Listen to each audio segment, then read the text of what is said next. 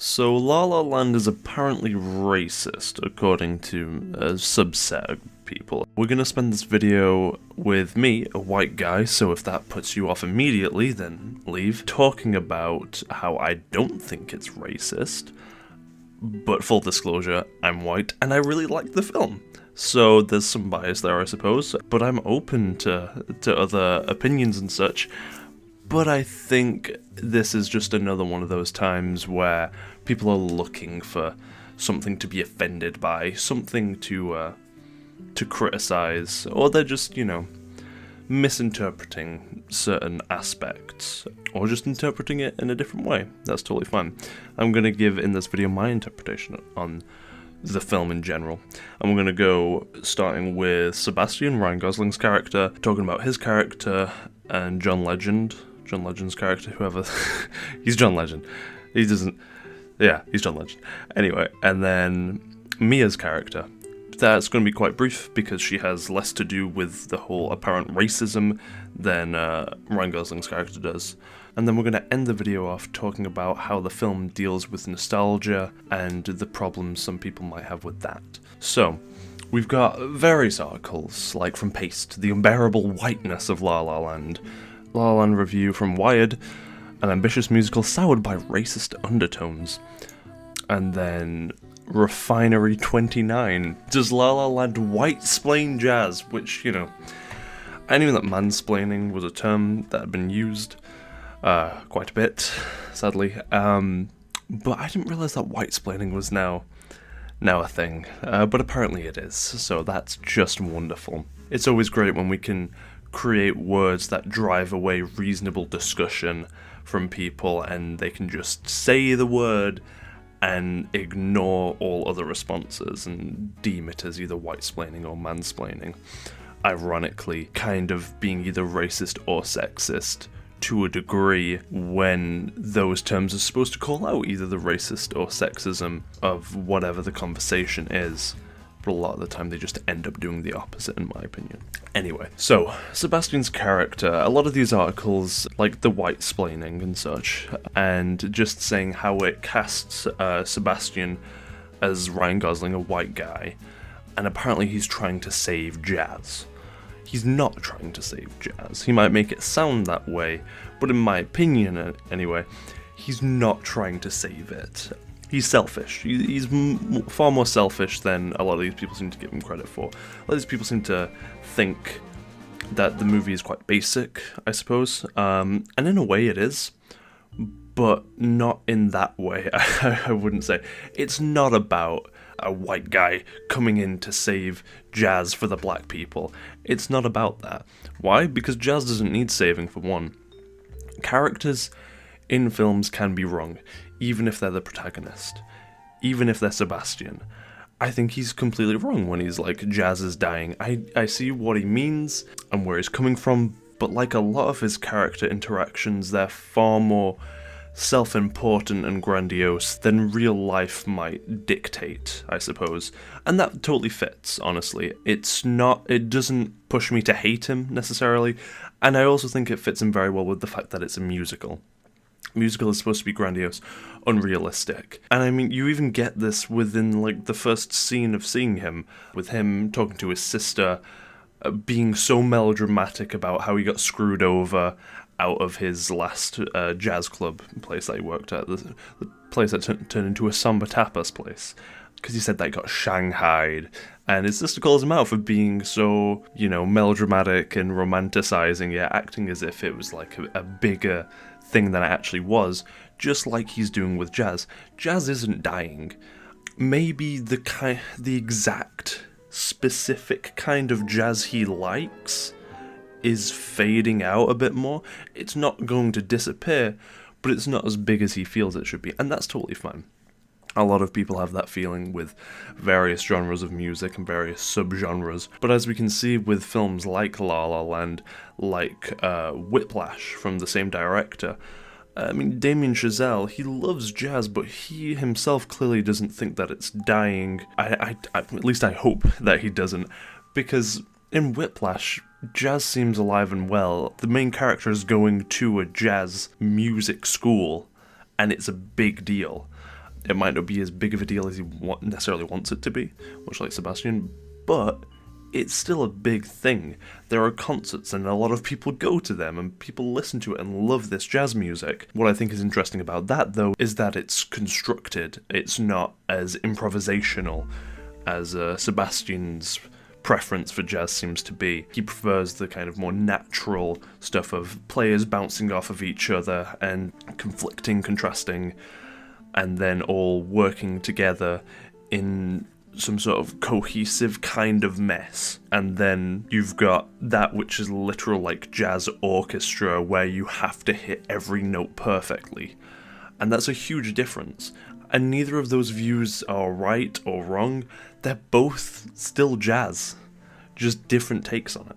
But even beyond Damien Chazelle's films, which have put jazz to the forefront of a lot of things, you've got soundtracks like Birdman's soundtrack, which was very heavily like jazz inspired and great soundtrack. But then you've also got modern artists like Gregory Porter, Kamasi Washington, and even Kendrick Lamar with his heavy soul, funk, jazz influences on almost all of his instrumentals, especially in To Pimp a Butterfly. So this brings me back to the fact that jazz doesn't really need saving.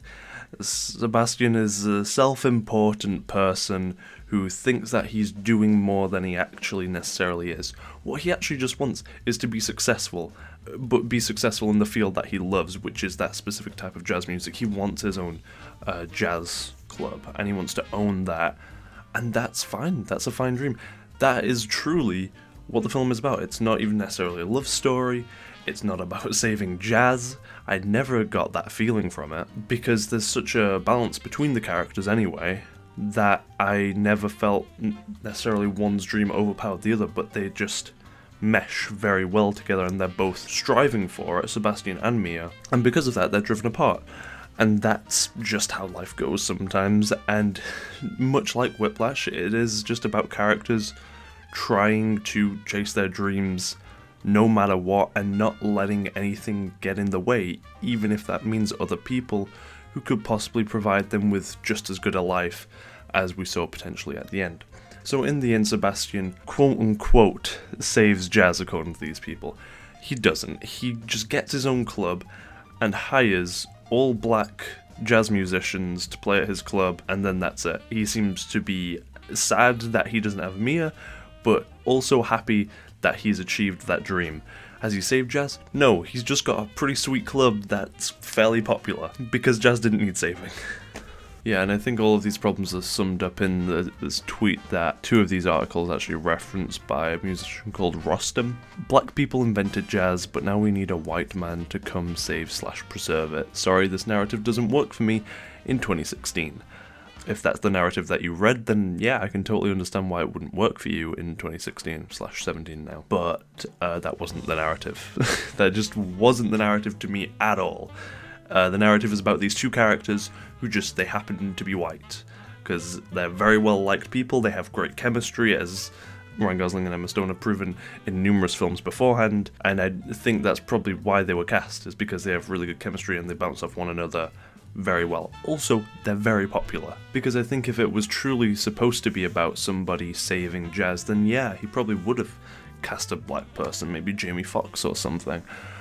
But he didn't, and I think that's because it's not about that. It's about these two characters and what they go through and how they're trying to achieve their dreams. Anyway, let's just talk about John Legend for a little bit.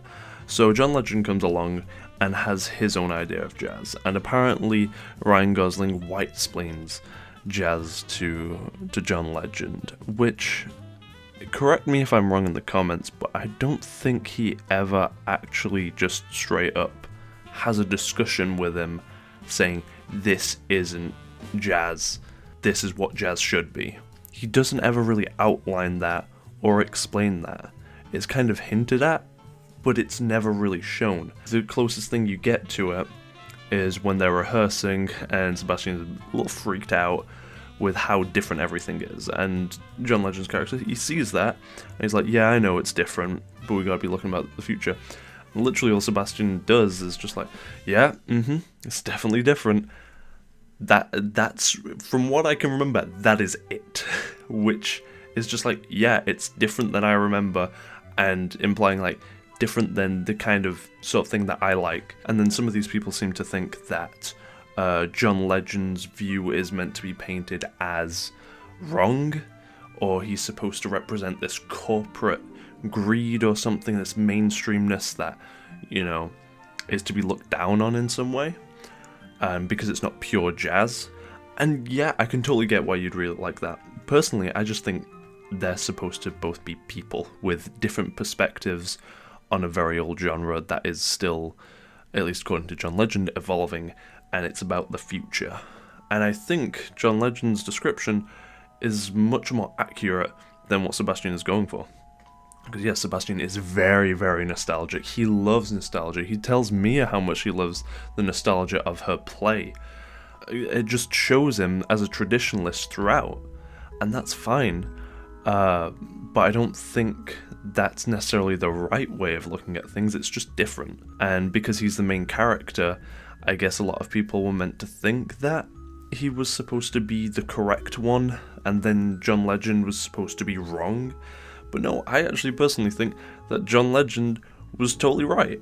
He brings up a lot of good points, calls Sebastian out on his bullshit of being so traditionalist, and helps Sebastian achieve his dream eventually, with the money that he gets from performing for them, and, you know, kind of looking to the future and looking towards the mainstream, and where jazz has got to with its more subdued influences on that mainstream culture, rather than just entire songs being outright jazz, just having hints of it here and there. But he uses that to then go back to what he knows and what he loves, and creates a club that's all about that. And that's fine. Whereas John Legend's character, I assume, goes off and keeps making his really fucking popular music. That's fine as well. I don't see the problem with that in any way. I don't think one is right, one is wrong. I personally lean more towards John Legend's character.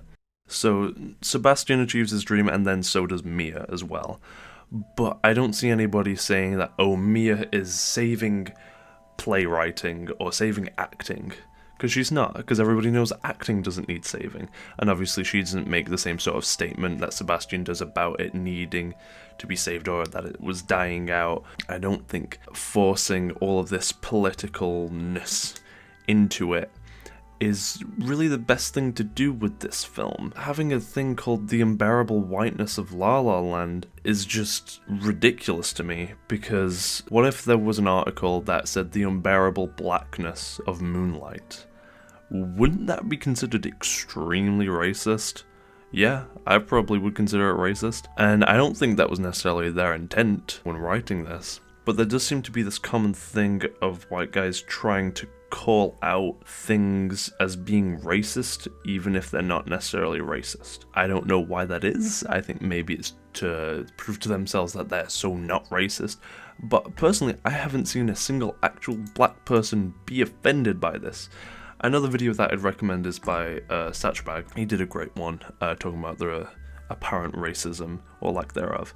So if you want a black guy's opinion on this, then go watch his. Some of this video might have a bit in common, I don't know. I saw it like when it first came out, which was 2 to 3 weeks ago, so I just have bits that I remember, but that's definitely worth a watch, so I'll put that in the description. With this nostalgia and such, and it being a musical, it's supposed to be almost dreamlike. It's La La Land, it's supposed to be kind of a bit silly, not necessarily the most realistic thing, and I didn't expect it to deal with politics or something.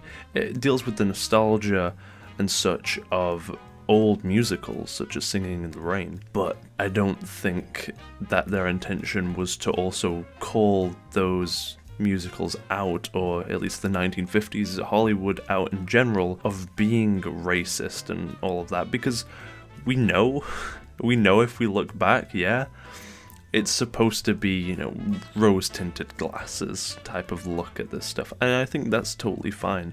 It's the fact that it's even self-admitted by the film. Sebastian, the way he says Mia's play is nostalgic and that's the point of it, is very close to just him describing the film. So I think that the film is a lot more self-aware than people seem to give it credit for. I think it's fantastic in general. I think the soundtrack's really good.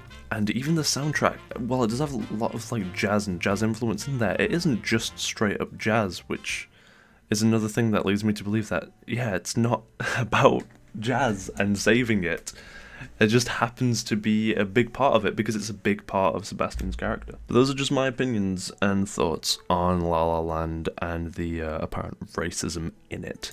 If you have your own, then please leave them in the comments. I'd love to hear and just keep this discussion going if you too are interested in it. But for now, I'd like to thank you for watching this video, and I'll see you next time.